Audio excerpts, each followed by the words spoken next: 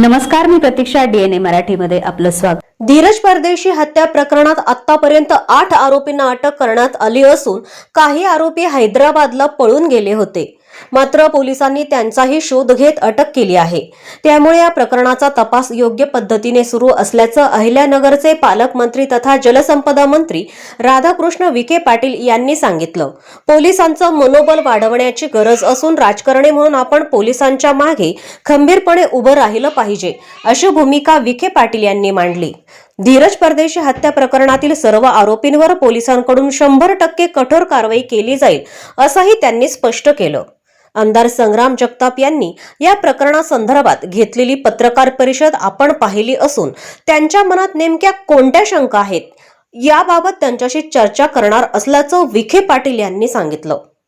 पोलिसांच्या तपासात काही त्रुटी आहेत का याचीही माहिती घेतली जाईल, असं त्यांनी स्पष्ट केलं. या प्रकरणात देशविरोधी शक्तींचा सहभाग आहे का याचाही तपास केला जाईल. या संपूर्ण प्रकरणावर SIT मार्फतही लक्ष ठेवण्यात येत असल्याचं विखे पाटील यांनी सांगितलं. पोलीस अधीक्षकांशी चर्चा करून आवश्यकता असल्यास या प्रकरणाच्या तपासासाठी स्वतंत्र SIT पथक नेमण्याबाबत प्रयत्न केले जातील, असंही त्यांनी स्पष्ट केलं.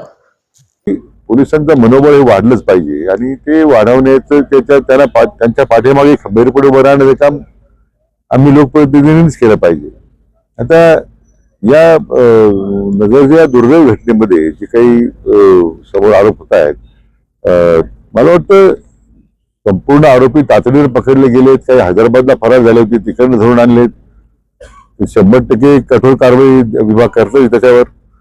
परंतु मी म्हटल्याप्रमाणे आमदार जगताप यांनी त्या संदर्भात जी पत्रकार परिषद घेतली तर त्यांना मी आता बोलवणार आहे की एक्झॅक्टली त्यांच्यामध्ये काय शंका आहे, पोलीस तपासामध्ये काही त्यांना अडचणी वाटतात का, पुढं त्याच्यामध्ये काही त्रुटी राहिल्यात का की ज्यामुळे त्यांना असं वाटतंय की त्याची चर्चा केली होती.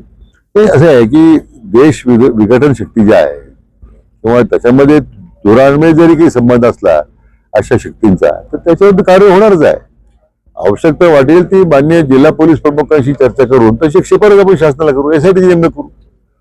या अगोदर SITने मुकुंदनगरमध्ये जाऊन चौकशी काही लोक त्या प्रकारे कारवाई केली नाही. श्रीरामपूरमध्ये केली, मुकुंदनगरला केली. SITचं लक्ष आहेच आहे.